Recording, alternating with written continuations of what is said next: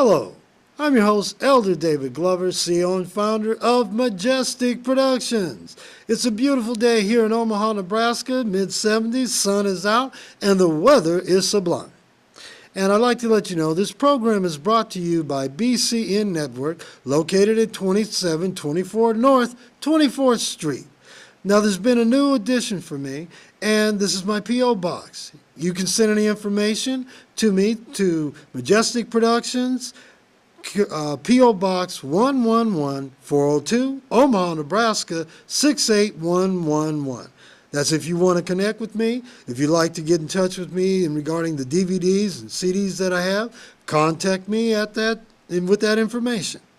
Now, the message today is entitled Stand and Deliver. Stand. 1.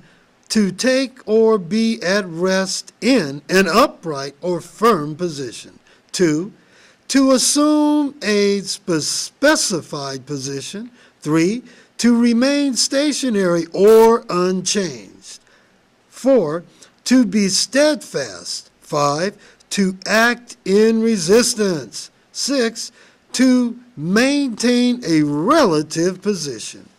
Now, and 1. Used to indicate connection or addition of items within the same class or type or joined words or phrases of the same class or type to join words of the same grammatical rank or function.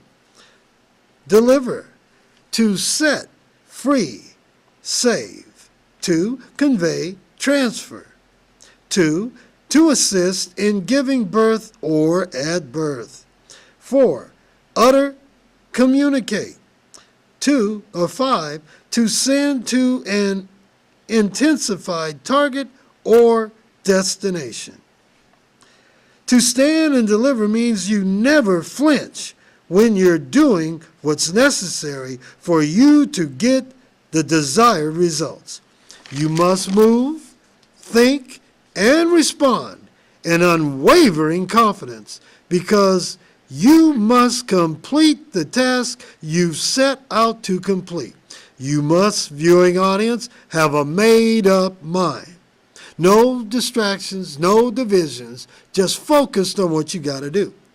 There is no famous man throughout history that ever flinched or backed down from his goal and commitment to his work. From Thomas Alva Edison, Martin Luther King Jr., Abraham Lincoln, and President John F. Kennedy, so on and so on, all stood for what they believed in. 1, they believed in themselves. 2, their purpose. 3, God. 4, that they would make it. Then you got to look at the Wright brothers. Anyone that contributed any invention to this country had a made-up mind. They never quit or gave up. They understood, viewing audience, that quitters never win and winners never quit. By the way, that's the theme to a message that I did some time ago. 1 Timothy chapter 5:18, they shall not muzzle the oxen that treadeth out the corn, and the laborer is worthy of his reward. See, all these men were treading out the corn. All these men I mentioned, and other famous men of notable notoriety, they were worthy of their reward because their legacy is going on into the future. You see, God always rewards you for your labor of love. Never doubt yourself. Abound in your greatness. Believe in yourself. Have faith in yourself and God that He will see you through. Now, Hebrews 11:1. Now, faith is the substance of things hoped for and the evidence of things not seen. Never look at things that they won't happen. Know that they will if your motives are right and this is your purpose. Remember, nothing is impossible with God. Always remain focused and immovable. That's why I keep saying re-educate your mind by reading self-improvement books that give you a positive self-image. Look, viewing audience, I would not have retained the information, be able to expound on these different things that I'm sharing. After a while, I'm going to expound on some notes from Think and Grow Rich and The Science of Being Great by Wallace D. Wattles. Now, that book was published in 1911. Phenomenal, isn't it? He exalts God in the book. Remember, you are who you think you are. Be all that you can be. Stay focused, love yourself, love God, know who you are, and never give in nor give up. Your life is to be lived to the fullest. Enjoy life and all that life has to offer. Viewing audience, have fun. Enjoy yourself. Get up off your behind, do something. Go out in the community, go out in the city, do something. Find something you enjoy doing. Pursue that thing. It gives you more life, more enjoyment. You network with people. You connect with the right things because you're not just sitting at home, staying in behind the walls and doing nothing. You are uniquely and wonderfully made. No. God ain't made no junk. Now know that. He's only made something perfect and abundant. Never be like a dull knife, just ain't cutting, talking loud and saying nothing. Have something to say. Be someone that you are to be. But you got to know who you are. You got to be willing to go for your destiny. And you got to be focused and a purpose-driven man or woman. Cut loose all stinking thinking people who speak negativity and toxic, poisonous words of death. Elizabeth, I'm coming to you, honey. I'm coming to you. That's what Red Fox was saying. He would say, this is the big one. Well, he died of a heart attack years down the road. But he spoke his demise. It was a skit. It was a joke. But it did manifest and took his life. Know who you are and be the man or woman God has ordained you to be from the foundation of the earth. Have a zest for life and achieve your God-ordained destiny. You are worth it. So never doubt yourself. Be the best person you can be. And as you focus on that, I'll see you at the top. Because viewing audience, there's nowhere else you can go. There's nowhere else for you but to the top of your game plan and the top in life. Because the more you read and the more you develop knowledge and insight, the better you'll become, the more wisdom you'll have, the more you'll accomplish, and the more you'll do. Now, if you want me for bookings or engagements, women's groups, ministries, outreach organizations, reentry programs, people coming back to society, contact me at area code 402-813-2339 or write me at P.O. Box 111402, Omaha, Nebraska 68111. Now, I've written a book, and the name of the book is In Pursuit of My Purpose. Now, it's my autobiography, and I've shared that with people, and some don't realize autobiography is your life story. Now, it's the story of a pimp, hustler, dope dealer, and convict that God turned his life around. Now, it's going to be published through Thomas Nelson Publishing. Westbow Publishing is a sub company, and it's going to be on, they're going to put my manuscript, once I send it to them, on Microsoft, and it's going to be put on, that's how it's going to start off. It's going to be a video book, and it will be placed in 25,000 distribution worldwide.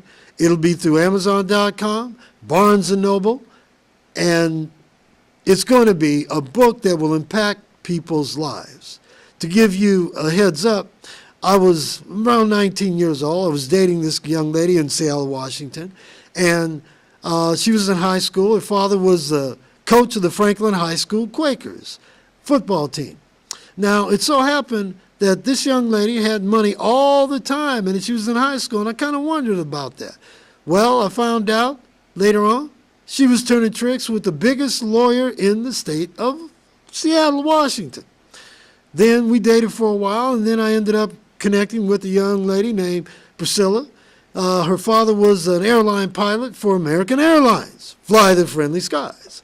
Well, she had a nice little home, and at the time I was employed. I was self-employed, had my own candy crew. I had a 69 Tornado. I was taking the kids candy selling. They sold with me when I was selling candy, and then eventually I got my own crew. They came with me because they knew I was a leader and could lead them in what they were doing.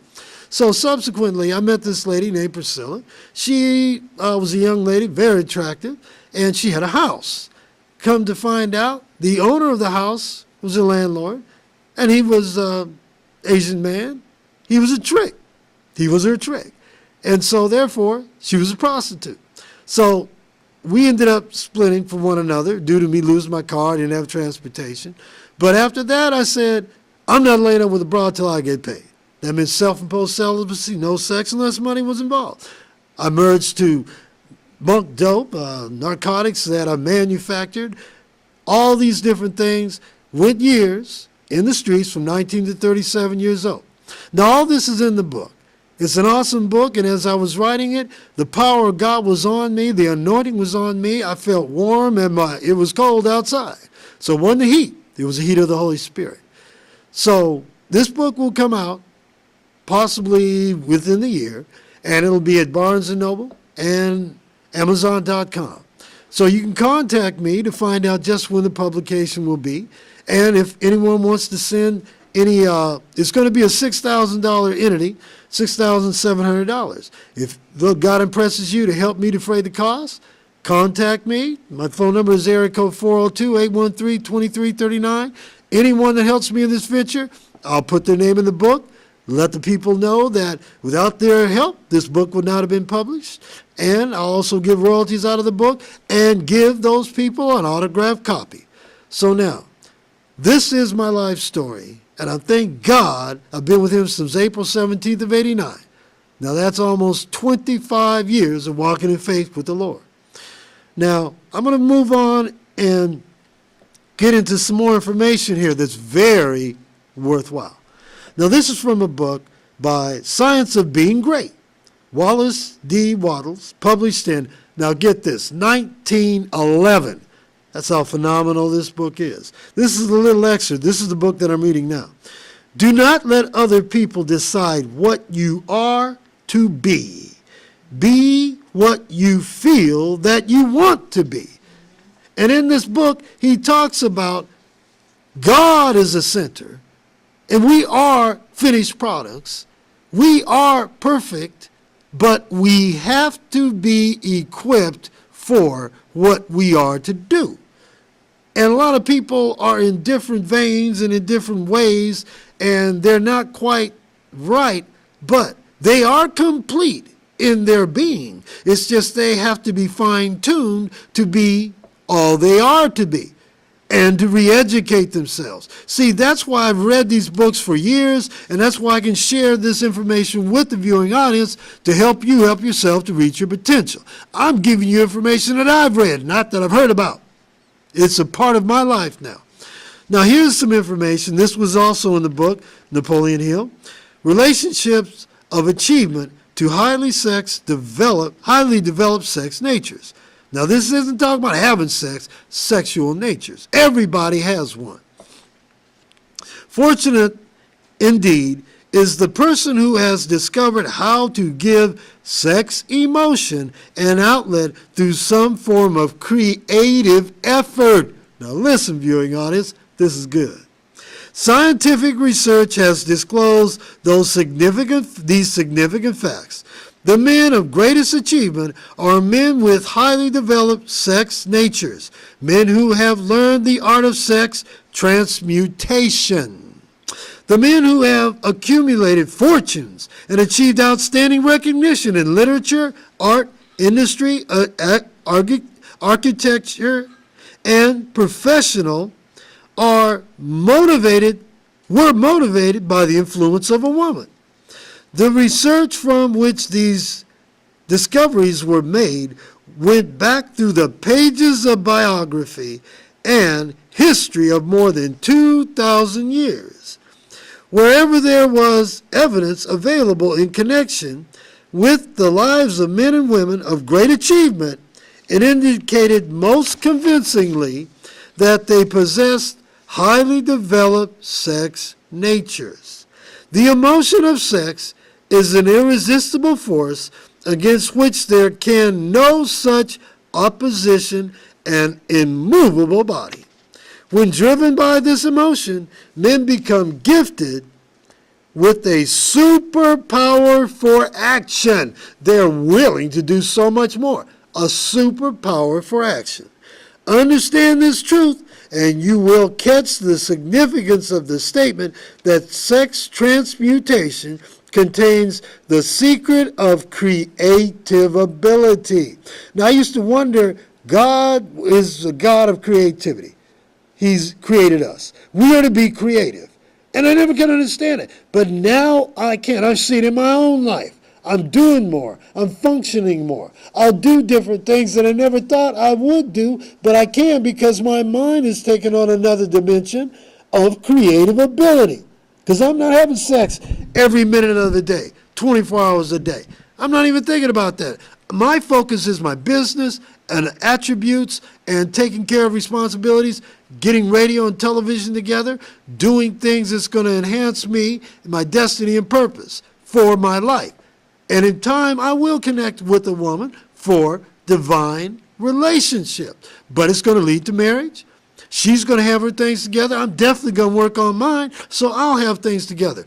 And then like-minded people come together. Law of attraction works that.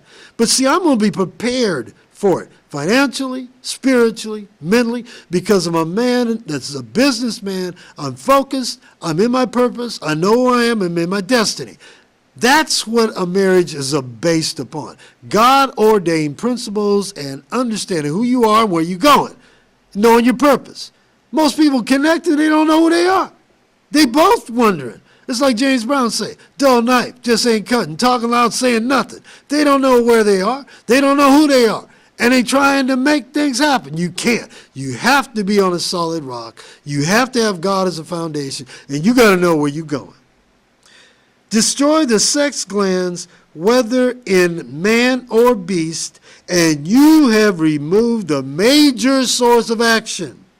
The proof of this observe what to an animal after it's been castrated.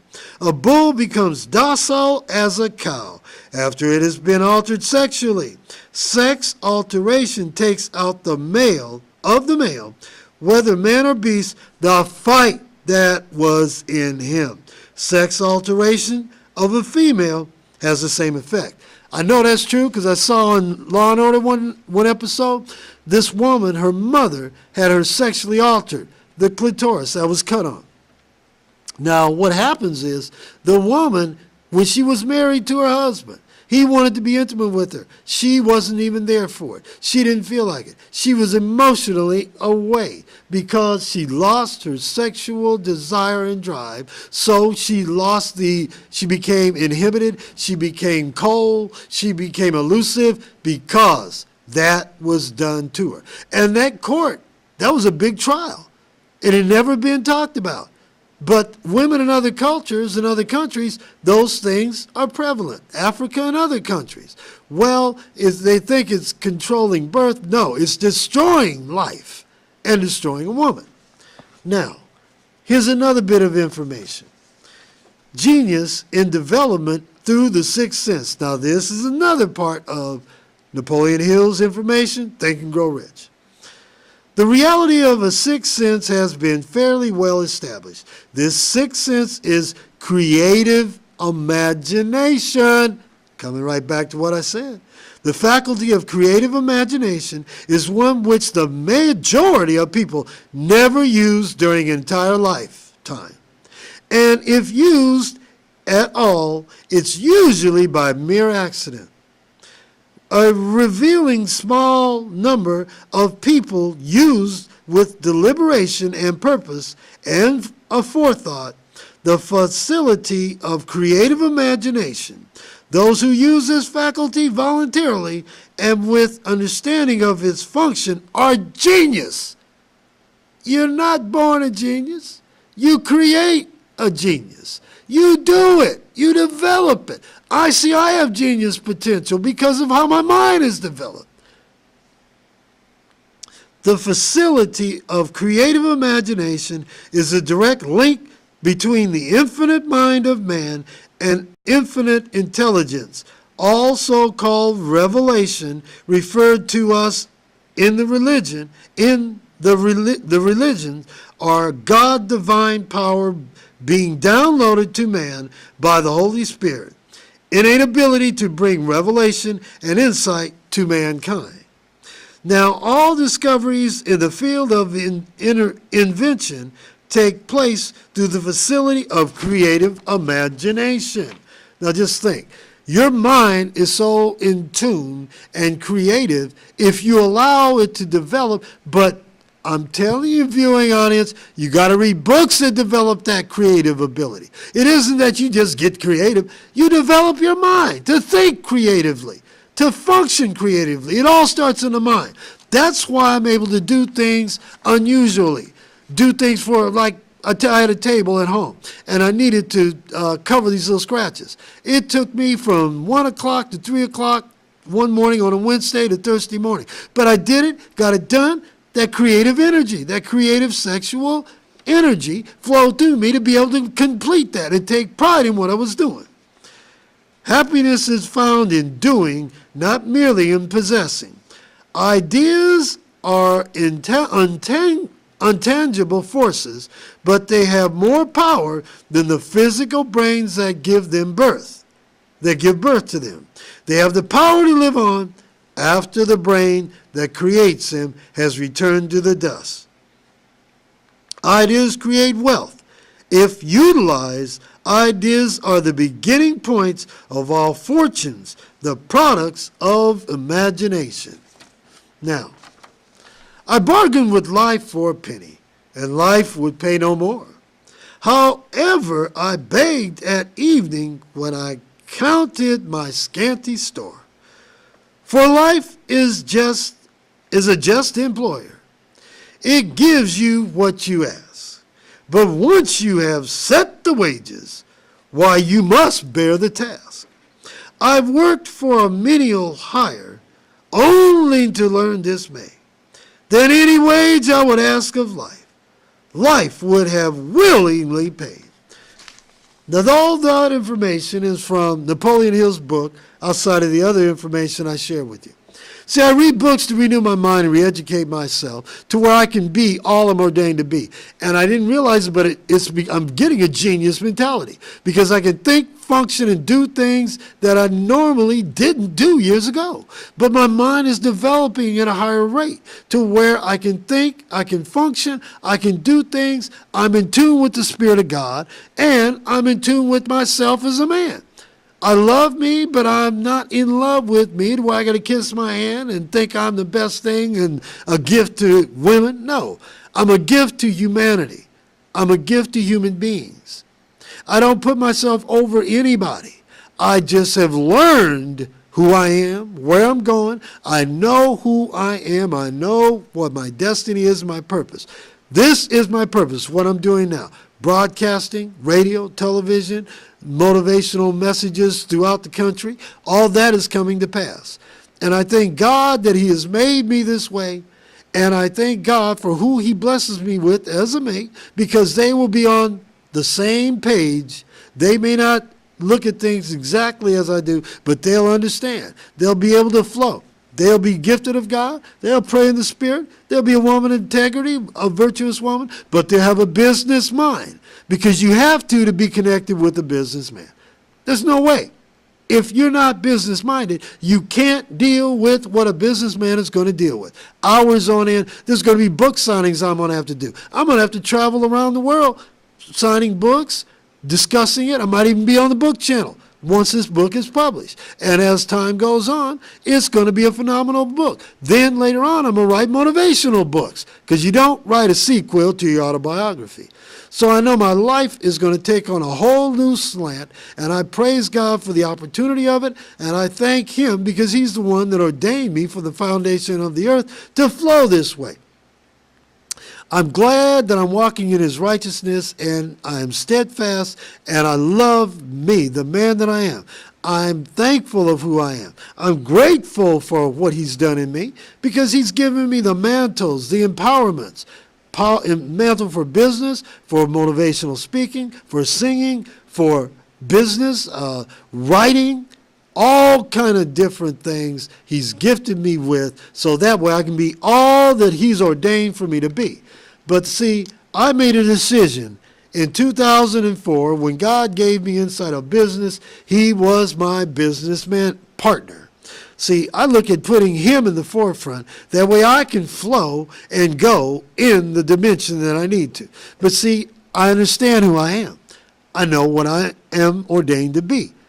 And I appreciate the times I had to sleep in my car homeless for about a week. I ended up connecting and having an apartment. There was a few people that put me up. I slept on their couch. One familiar person blessed me, and then I ended up getting a hotel and moving from there. But the thing is, sleeping in my car, I had to deal with that. And I had to go through it. I go to McDonald's, clean up. I called it boot up, suit up. I had to, clean up, wash up, put on my clothes, put some cologne on, and get busy. I had to stay focused on who I was, where I was going. I couldn't stop. I couldn't quit. Couldn't feel bad because of my unfortunate situation. But I've learned. Steve Harvey slept in his car, multimillionaire now. Tyrone Perry slept in his car for quite a while, multimillionaire now, has his own plane.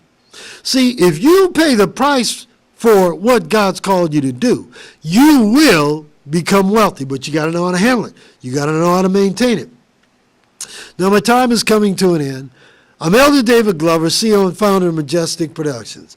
Love being in front of this camera and talking with you. Until we meet again, same time, same channel, Cox Cable Channel 22, next Sunday night. Have a wonderful day, wonderful life. God bless you, viewing audience.